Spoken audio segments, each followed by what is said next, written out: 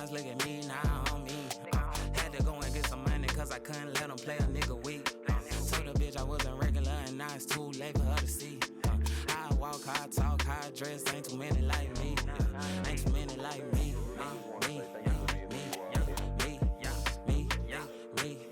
Me, ain't too many like me.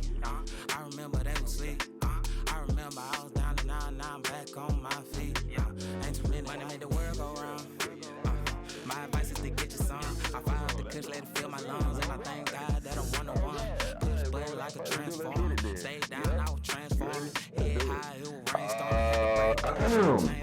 Welcome back to another episode of Talk Vibe Hustle, the podcast where we dive into the mind and the passions of the most inspiring and influential people in the city. Today, I promise y'all, we got somebody dumb dope. When I say dumb dope, I mean dumb dope. My boy Hustle, man. I'm just gonna call it like it is, man. And when he said he really mean it, it's all in the name for real. This is the clip guy. This is the wizard. Like for real. Bro really gets so much done behind the camera and in front of the camera, bro, produce. He's that guy for real. When I say it's a jack of all trades, I'm not talking about him. It's more like a Swiss Army knife. You can put him in any situation and he gonna get the job done. You feel me? My boy Hustle, man, in the building. Welcome to the show, gang. Yes, indeed. Yes, indeed. I don't want to call you by your government name, man. That's cool. Yep. Yeah. Chris. Chris is here too. Yeah. It's a bunch of different names. That part.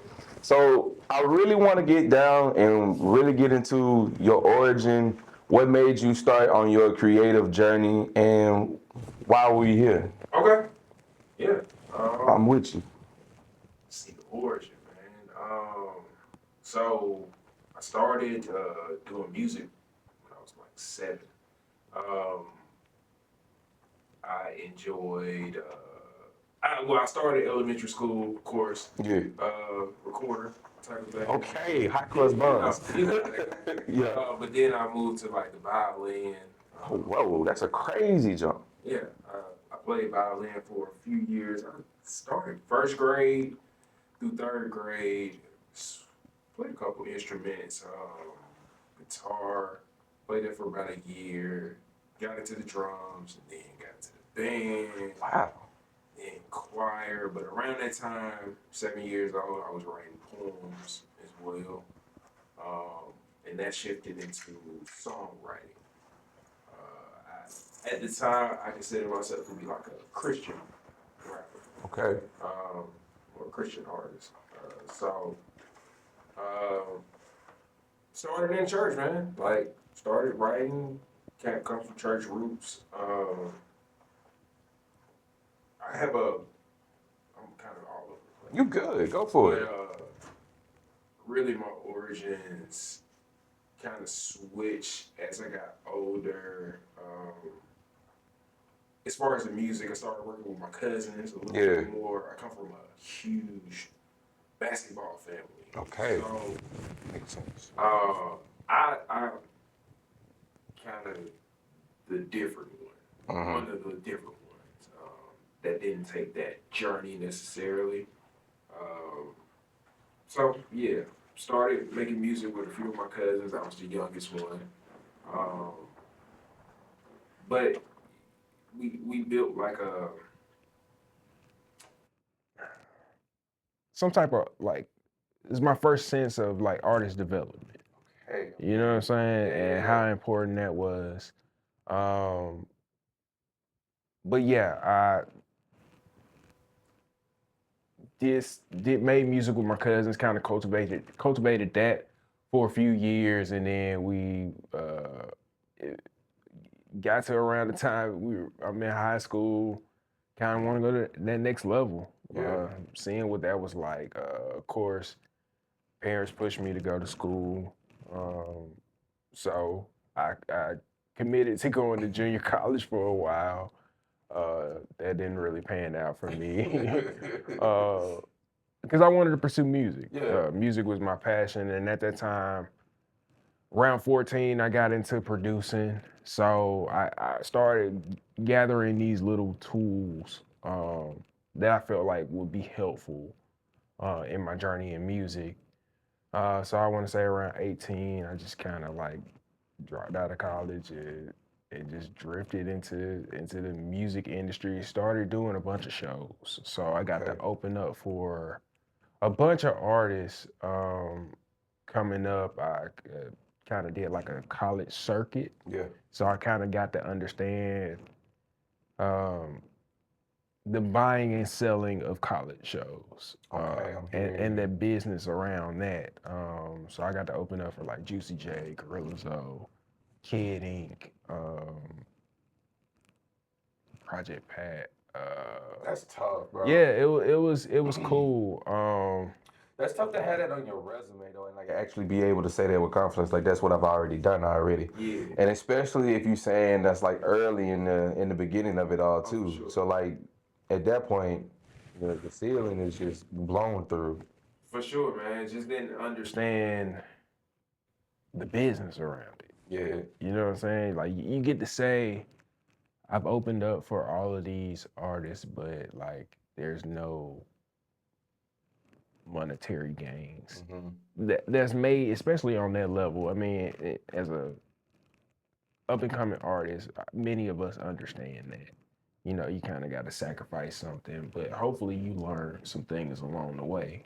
One of the things I learned, and it was kind of like later on, but we would get like tickets or wristbands, so to say, for shows. And they weren't paying us for these shows, but if you're a hustler, you gonna figure out a way to make some money. So you flip those wristbands, and college kids would eat up to go see, you know, a Wale or whoever was the up and coming artist at that time. So, yeah, man, it's really a hustle. Yeah. You got to figure out ways to make money. Yeah. In this game, because nobody's gonna give you anything. That part. I think that's a part of. I think a lot of people miss out on that because they expect everything to be at some point handed to them. But when it comes to just the entertainment world, if you truly want to be successful, you have to understand that at the beginning that nobody's about to give you anything. So every view, every like, every repost, you're gonna earn it. You're not about to just get it. Yeah. For sure. So I guess with that knowledge, I kind of went into. I pursued this for a while, and finally came to the understanding that I have to do something different. Like I would use the phrase kind of like rebranding. Yeah. Like I've changed artist names. I can go through the cycle. Give me the first one. Wait. The artist names, of course. I told you I was a Christian rapper, so it was like Lil Christ Soldier. It's like right there with Lil Saint. You know what I'm saying? Yeah. Okay. So I went from that to Lil Chris, of course, but I spelled it with a K instead of a C. Okay. Yeah. Went crisscross with it. Yeah. Okay. KR. Well, ironically, Crisscross was one of my favorite groups growing up. My Uncle Mike. Shout out Uncle Mike. Yeah, shout out Uncle Mike. That's how actually is one of my nicknames. Really? Crisscross is one of my nicknames. That's what he called exclusively. He calls me Crisscross. Cause I apparently as early as 2, I was singing Jump. Like front back, yeah. Like I remember lyrics really, really, really well. So I catch on to them really fast. So like that's part of even with writing. And I don't do much writing to this day. But when I did do it, I catch on really, really quick. Yeah. I'm not even in my musical training, I wouldn't say that I'm like I could tell you notes and all that kind of stuff. I'm more so like by ear. Okay. I more so have an ear for music. Okay. Yeah. I'm gonna be real with you. When it comes to lyrics, I'm more of like a LeBron type. Okay. Break that down for me. So like the song that we playing, I'm gonna know the song. The song might even be popular. Yeah. And you know, 5 or 6 words, I'm on key. And then I'm gonna say the word that rhymed that I thought was gonna be coming next, Okay, and yeah. it's not. I be mouthing, like, if you really watch my pre-gym session videos, some of them songs, I be killing it. Yeah. I'm talking about botching it. I don't be getting them lyrics right. Were you big in lip sync videos? Nah. Okay. All right. Yeah. I just, sometimes I be too into it that I miss the lyric completely. Yeah. I'm like, I thought I knew that. And actually turned out I didn't. Like that. Yeah. So at the beginning, you said that you were doing Christ music for the Lord, doing these things. So obviously, you can definitely say that the church scoped you to who you started to be. So at what point did you say, I want to move away from the church and move into more of like urban music? And what caused that shift? Was it doing it with your cousins, I imagine? I think, if I'm being honest, I think it was like a experience that I had in church, in doing music or wanting to be a part of music. So I went to a small church when I was younger, and they had this rap group that I thought was really, really cool. And, you know, I'm interested in rap, you know, and I wanted to be, you know, associated, a part of this group. Yeah. So, like, at one point, they felt like they were ushering me in to be a part of this. Hey. And, like, it's the differentiator between me and some of the other members was, of course, one, I'm the youngest, one, two, I write my own stuff. And it's pretty good. Okay, You know what I'm I'm saying? hearing you. In comparison to some of the other members who had to have stuff written for them. So they had a 4PO chain for you, and you was like, I'm in now. Yeah. And so I sensed there was maybe a bit of jealousy. Okay. To a degree, in hindsight. But there was like a particular like photo shoot that they were doing, and they wouldn't. I showed up, but I wasn't allowed to be a part of it, and it kind of just like it kind of shifted my view and wanting to work in that arena at that time. And I'm also now realizing that my cousins do music, and not that we were interested in making secular music. We were still church kids. Yeah. You know what I'm saying? We just started making what we deem fun music. I'm hearing You know what I'm saying? My early songs are talking about like partying. And this is something that I really don't know because my earliest recorded song is 12 years old. So That's so crazy to me. yeah. It's kind of like I had that goes back to the artist development. Yeah. Like we started when I was 12. I mean well into my 30s. Like we got stuff recorded every year. Yeah. So it's like the coming of age story to a degree.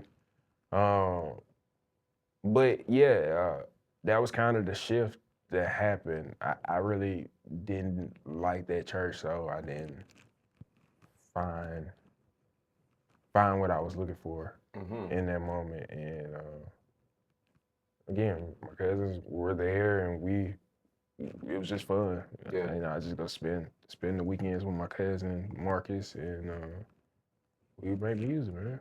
Okay. Yeah. I'm gonna tell you something that I find extremely fascinating about you, Jacob, and O'Neal, and it makes me incredibly envious of y'all in a way. I love the fact that all of y'all were acutely aware that you had a talent at an early age or an interest that you still are a part of or is a part of your life to this day. I'm envious of that because it almost kind of seems like y'all just had so much time to hone your craft and figure out what it is exactly that you want to do with that thing. Yeah. And so for me, from the outside looking in, I feel like I've only recently discovered that thing for me. So like I'm extremely envious of you guys having this long story of like things I've tried, things I like, things I don't like, things that worked out, experiences that I had, experiences that made me pivot from one thing to another. I think that's interesting, man. And it's also like a test to like who you are as a person that you're still doing that thing. I think that really talks about like where you feel about consistency. Yeah, That's a big deal. Yeah, consistency is big, man. Just sticking to one thing, or just completing what you started. You know what I'm saying? And this is something. And music in general, even though like again, I'm still very much involved, but not to the degree of like pursuing it as an artist. You know, I kind of like stepped back into management and all these different, more behind the scenes type of stuff, but it still ties into the consistency and just things that were instilled in me as a teenager. You know, even down to like my dad making me do taekwondo, and just like, hey man, you gotta stick with it. You gotta be consistent. You know, you gotta finish what you started. So you know, and we talked off camera about like me going back to school, or even on camera about me going back to school. Goes back to the consistency. You know, you gotta finish what you started, and just roll your sleeves up. Yeah. I want to touch on the fact that you said you brought up your pops, man. I've noticed, and again, envious of the relationship that y'all have. How impactful is he in your life, and what are the things? Obviously, finish what you start is one of the things that always rings in your head. But what else that comes to mind when you think of him? Oh man, he's been on my ass. You know what I'm saying? Like he does it with good intentions of like setting me up for success. You know what I'm saying? He's like been there, done that type of thing. So let me help guide you, and I would do better at listening, but my dad's is a hard worker, man. He's a no bullshit type of guy. You know what I'm saying? So like he lives and thrives in excellence.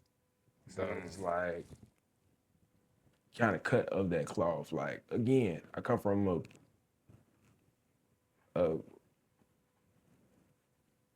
I would say a well-known family. So like we have pretty big shoes and a legacy to uphold. You know what I'm saying? So I don't know, man. I feel like being around my dad, I get to see the nuances of how much alike we are. You know what I'm saying? That's gotta be like cool. Yeah, and like some of the things that I now pick up on, even as a father, like you know, some of the things he warned me about. You know what I'm saying? You start to see take fruition, man. So he's the wizard, man. He's the guy. He's a dope person, man. Every conversation with him is like, "Hey, bro, I just want to talk to you for a real long time." And it's like I always say, I have a pretty dope relationship with my stepdad and my dad. We talk. Our relationship. We grow every day, but just for the grand scheme of it, when it comes down to a real life relationship and a working relationship with like y'all relatively communicating, I don't do that with my dad. My stepdad nor my dad. So it's really dope to walk into the room and see y'all like collaborating on ideas, talking about stuff, being on the same page, learning from one another. Right. I can tell that he's extremely receptive of things that you say and then vice versa. That's a beautiful thing to have. I guess the question kind of goes into something you just said is like, now that you're in fatherhood, what are the things that he's taught you that you try to instill in your kid? Obviously, she's not that old yet, but you got to start somewhere. What am I trying to instill in her that he instilled in me?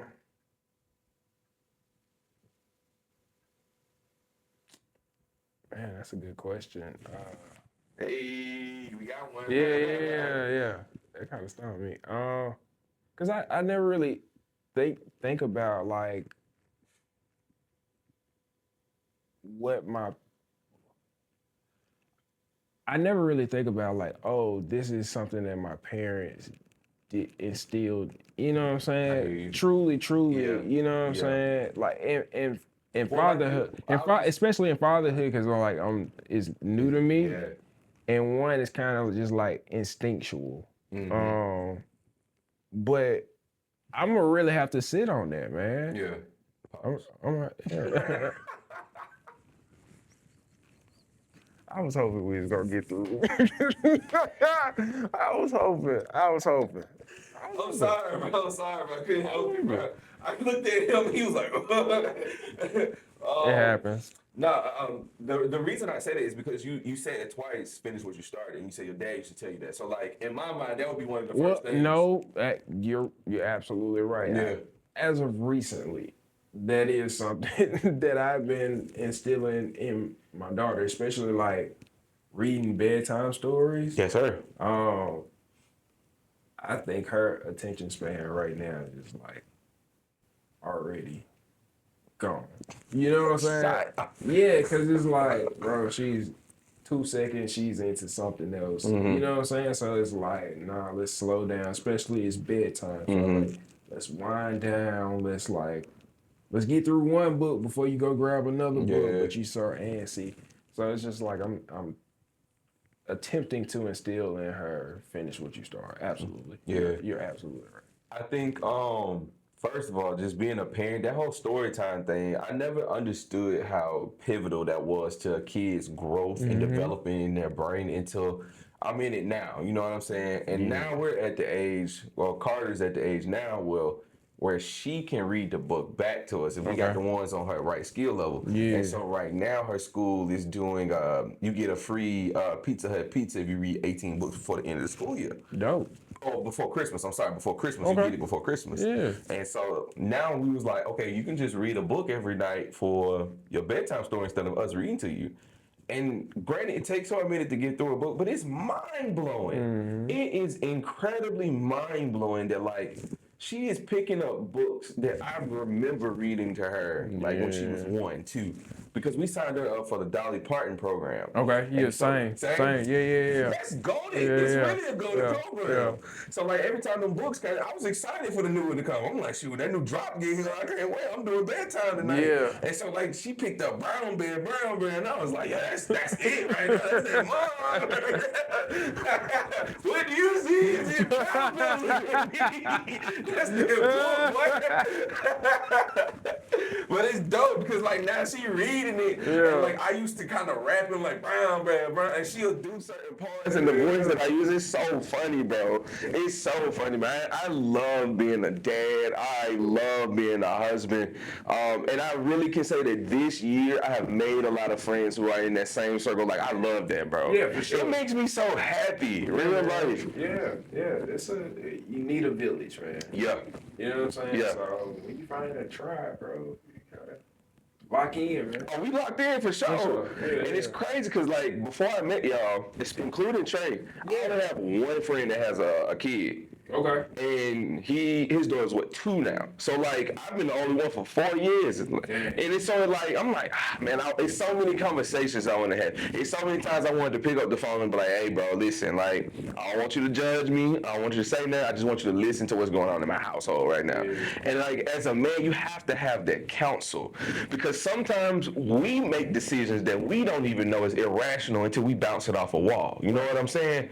So for me, sometimes it's like, dang, I really wish I had that wall, especially because I don't have that relationship with my father figures like that to really feel like I'm gonna get sound advice from them. Right. Because not to like talk bad about either one of them, but when it comes to the whole father thing, I done made a few laps that I know that they didn't make back when they was running this race. You know what I'm saying? Yeah. So it's like, I ain't trying to say I'm ahead of y'all, but some of the stuff you say, I don't agree with. Like, when it comes to whooping, I don't agree with that. Right. You're not finna tell me that my kid can't come to your house unless you can whoop my kid, but I whip my kid all the time, and I don't whip my kid. I don't never have a reason to whip my kid. So why do you all of a sudden have a reason to whip my kid? That don't make sense to me. Right. And if your kid is not following the rules, put me on the phone. Don't hit my kid, because having a daughter especially, this young lady should never know what it's like for a man to put her hands on him. Or her, reverse, you know what I mean? She should never know what that's like. And if I'm the first example of what a real man should be in her life, I'm not finna teach her that putting my hands on you is right.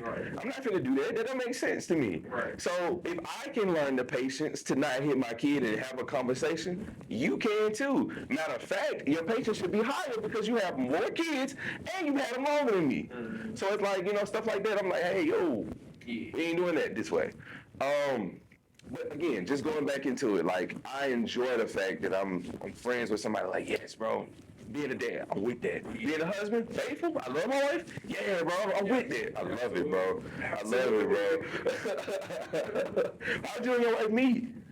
Oh, you really want to?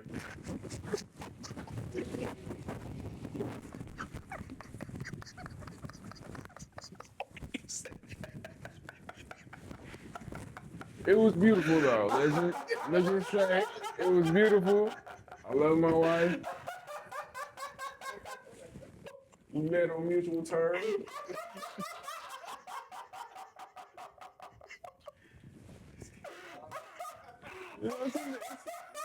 It's a new age, man. It's a new age. I don't know what that means. Oh my God. I'm just gonna say, okay. Yeah. I'm glad you're happy. Yeah. I'm glad you're happy. It was an arrangement. Okay, what is it, like an Indian wedding or something? Well, I got a counsel just like that.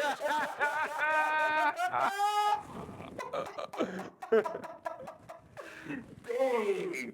Well, But I will say, well, this airs sometime in the future. Yeah. We have recently celebrated our 1 year anniversary. You can't do that. You can't do that. It's because the voice crack. Your voice crack got me, bro. You can't do that. Like, you scared. It's like you scared for a hot second. Like, your voice cracked. It was like she could come from anywhere, anytime. Nah, man. But okay, that's what's up, bro. Yeah. Your anniversary is coming up Friday, right? We talked about this. Yeah. Yes. Congratulations, first of all. Appreciate you, man. Marriage is a beautiful thing. Do you feel like having your partner be supportive of your dreams makes it easier to pursue them? Yes, it definitely is like a weight lifted, but also at the same time, it's like you gotta go get it. You know what I'm saying? You still feel. It's not like pressure's relieved. It's still. You know what I'm saying? Still. It's almost like at least I got the graces to do it. You know what I'm saying? Yeah. Having that freedom is definitely a beautiful thing, but it's still some semblance of pressure. Okay. Yeah. Okay. That's what's up, man. When I told the wife earlier this year that I was finna leave my career and just do this full time, she was just like, I mean, if you do it, you gotta do it. Yeah. She was like, I think you can do exactly what you're telling me right now that you can do, but Sure. She was just like, you gotta be upfront, you gotta be honest, you gotta be consistent with yourself. Yeah. And all of those things, I feel like everybody says they're honest, consistent, all of these things with themselves, but as I go through this journey, you can really see that people are really not that honest with themselves. They're not really consistent with what they really want to do. And as I'm doing this thing, I am noticing that that's the thing that people are telling me, that like, when we see you, this is what I see. I see consistency. Right. I see you doing your thing all the time. You're here, you're there, you're always there. So when it comes to, now we're gonna switch it up a little bit, the Morning Aux and being consistent with that, I really want to know about like what is the formula when it comes to like how we want to put out these episodes, how we want to put out these clips, because like it kind of blows my mind and I hear you back there working on clips and we ain't even walked out the studio sometimes. Yeah. So like, what's your formula? Well, I mean, right now, we're a 3-day a week live stream, but the goal is to expand. But the formula is just to stay in the face, balls. But stay consistent, man. Like consistency with the live stream, consistency with putting out clips now.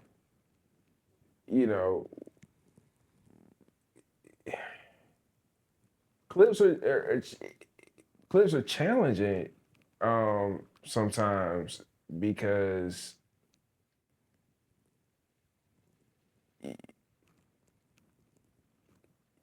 one, you're doing a 2-hour live stream, That part. so it's a lot of content to pull from. Then you're trying to make sure that the captions, all these type of things, especially from our perspective, like I told you I go off on tangents. You could. But from like a social media perspective, I don't like to do too much editing within social media, so I tend to do it all, computer, DAW. Through your program. Yeah, through programs. Yeah. I don't know why I associated with a DAW. But essentially that's what it is. Yeah. But yeah, doing everything through there, that way, now with the landscape of social media and everything changing, and when you start to upload your content and then add these different, what's the word? Some of the different tools, resources within these social media apps, they can now claim your content, right? Yeah, they can claim ownership in some of your content. Even down to what we were talking about with the clips and the embedding music into it. Oh yeah. You know what I'm saying? Yeah. Essentially, that'll change it from like you'll have like an original audio where people can go and share yours, share your audio, to now it's a Jameson audio or whoever the artist is. Now your video that you've ran up all these views on is really Jameson's production, or it belongs to them in a way. Right. That's crazy. And essentially, I believe they can claim rights. That's insane. To that. That's insane. That's frustrating and insane. Yeah, so I try to be mindful. So to go back to the question, I try to keep it like, my formula is like all originality. Okay. Like just trying different things, originality down to the music. Of course, with the Morning Aux, we have like a theme that we incorporate into the clips, but I see in the future we're gonna switch it up and start incorporating, since we have all these producers. Yeah. in the house, crazy, it makes sense for us to kind of switch things up. Yeah. I'm gonna mess around and want to learn how to produce, mess around being here with y'all. I can already see it happening. You might as well, bro. Yeah. Might as well. Beats from Boogie. Oh my God. Yeah. Come on. Oh my God. Come on. We're writing a song. Come on. Oh, all right. Go ahead and put that on the resume, man. You know my resume crazy this year, man. Resume crazy this year. What's our time stamp? 40 minutes. Boy, I'm good at this shit. Yeah. This is what I do. Yeah. All right, man. We hit wrap-up questions. Ooh, we going crazy. It went by crazy fast. I'm being trouble. That's crazy. No, you're not, man. We gonna edit great. It's gonna be beautiful. Okay. Yeah, the video. Okay. Yo, all people. Yeah. Hey, yo. You mad funny. I ain't got nothing to do with that. Whatever happens is not on me. That's funny. Gotta put the disclaimer out there. All right, so I feel like we sir. We covered a lot right there. Holy shit. We'll do wrap-up questions, and I think we'll be good. So first question. If your life was a movie, and they're playing it in a theater, what do you think the audience would be screaming at the screen for you to do next with your life?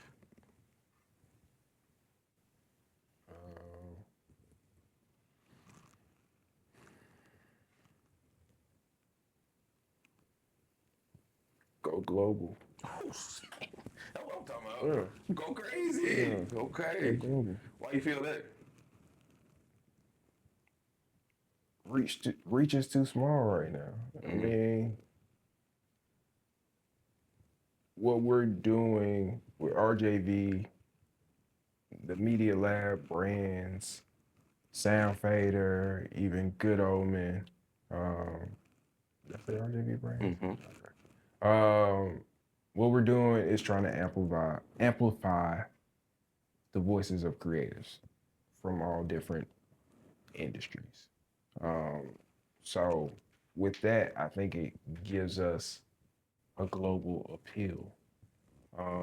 So For sure. That's why I feel like we're doing it in the digital age. You know, I went back to school for marketing, so I want to use that skill set, you know, to bring something different, one to the city, two to the world. I love that. Yeah. I love that. Question 2. What do you think the most inspiring thing is that somebody has ever told you?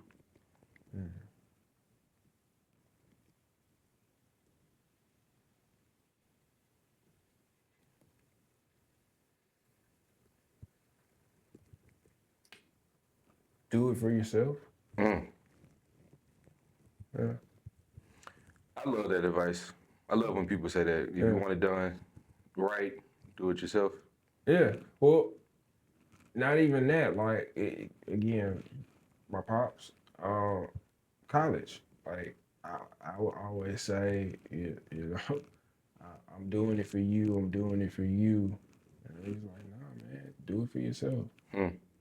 So that's what I had to tap into. Like, I'm not doing it for my parents. I'm doing it for myself. I'm doing it for my kids. You know what I'm saying? Yeah. That's why we get up every day and hustle. So, like, I'm a late bloomer in a lot of ways, or I would say I was a late bloomer in a lot of ways.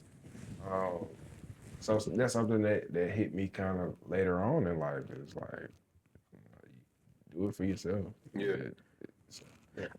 I can say honestly that I think that hit me this year. Really? Do it for yourself. Yeah. Yeah. Because, like, my career, granted, I did it and I enjoyed it for me and all of those things, but I learned through therapy in the last, like, 2 years that I was doing it for other people. Right. Like, granted, you want to go out in the world and get a good job, make a bunch of money. That's kind of the goal, right? Well, in some places, in some ways, it's sort of the goal.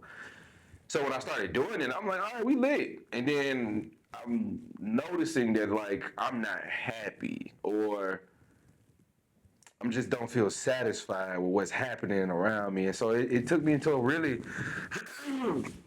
really took me into my last job that I had to really sit there and be like, yo, this is not it.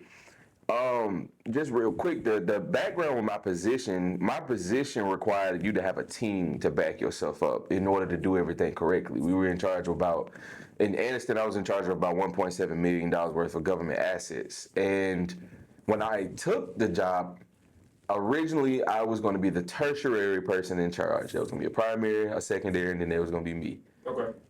When I got the job, the primary and secondary person quit in the first month. And the person that was 4th and 5th in line behind me, we lost funding for them.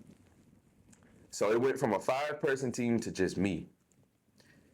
And I was just so frustrated with that, bro. I was so happy to take the job, bro. Real life. Yeah. This was my first time living in the state of Alabama. I've been living in Alabama for my whole life and never lived in the state that I was working in after I graduated high school. So it was my first time living and being at home. Right. I'm like, oh, I'm lit off of that. I can come home to my own bed every night. Never experienced that as an adult at this point. So I'm like, okay, I'm getting the things that I want. They still tell me I can travel about 40% of the year. So I'm like, cool, I keep my hotel points. I get to travel. And then I get there and there's no team. There's nobody here to support me. Right. And then the upper management is looking at me like, why is the production in this section starting to drop? It's like, bro, there's nobody here. Yeah. And then y'all hired somebody who you said it's just about time for them to get a promotion. And that person literally had no job experience doing the job. So now I have to do the job for 5 people and teach this person how to do the job as well. Oh, and let's not forget, they didn't give up any of their old responsibilities, so they doing their old job still too. Yeah. And it's just like, bro, I woke up one morning, bro, and I was just like, no, bro, I'm done doing this for people. I'm done, bro. I got vitiligo. I'm losing melanin in my skin, in my face, because I'm so stressed out right now. And I'm like, this can't be it. And it's like, I'm telling people at work, like, it was one of the OGs, I used to talk to him all the time. I'm like, OG, this ain't it for me. And he was like, bro, if I was your age, working here, he said, you set for the rest of your life. He said, we get raises every year. He said, you'll be running this place before you're 40. This will all be yours. And I'm just like, I don't care. Yeah. I don't care. And the whole time I've been working my career, people telling me this, so I'm staying. I'm staying because people are like, if I was your age, if I was you, I wouldn't do that. I wouldn't do this. Stay. And I just realized that one day I'm doing this because everybody else telling me to stay. What do I want to do? Right. Like, what do I really want to do? And it's crazy how when I was trying to really, really figure that out, we started shooting the pod, but then we stopped. And so it was like, I kind of like came out of that hole. And I was like, okay, I can do this. If I'm able to do the pod at the same time, I'll be fine. Then we stopped doing it. And I was like, no, wow, I really want to do the pod. That's what I want to do with my life. And then that's when it became my prayer every night, like, Lord, provide me with an opportunity to live the life that I want to live, not the one that I think I'm supposed to live. Right. And since then, I'm talking about everything. It's like a jigsaw puzzle, except it's only a 10-piece puzzle. It's that easy to lay the parts into place right now. Yeah. And it's so crazy. So it's like the second I started living for me and doing it for myself, it started rolling out for me, bro. So it's crazy. Yeah. It's crazy. I start connecting. That part. And the last question, who do you think needs to be the next hustler to sit in the chair? Ooh. And you can give me more than one. You know, I'm gonna nominate Jacob. That part. Yeah, for sure. That boy, see, Yeah, for sure. Definitely nominating Jacob. Luke been in? Nah, I got Luke booked up though. I got him. We keep coming soon. Yeah, man. Luke, get in here, man. Actually, that's my fault. He Okay. hit my phone and was like, he a little offended he even hit you. I was like, say less. Yeah, man. That's fine. Say less. Luke, get in here, man. Let's see, who else?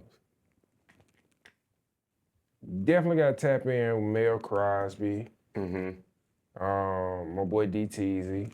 Got to get him in with you. Okay. Yeah. So, right now. That's a bet. Yeah. Well, tell everybody where they can find you, what you're working on, what you're doing. Go for it. It's all about you. All right, so which camera? That's one? Good. All right. Yeah, you can find me on Instagram, pretty much all social medias at Creebreezy, CreeBrzy.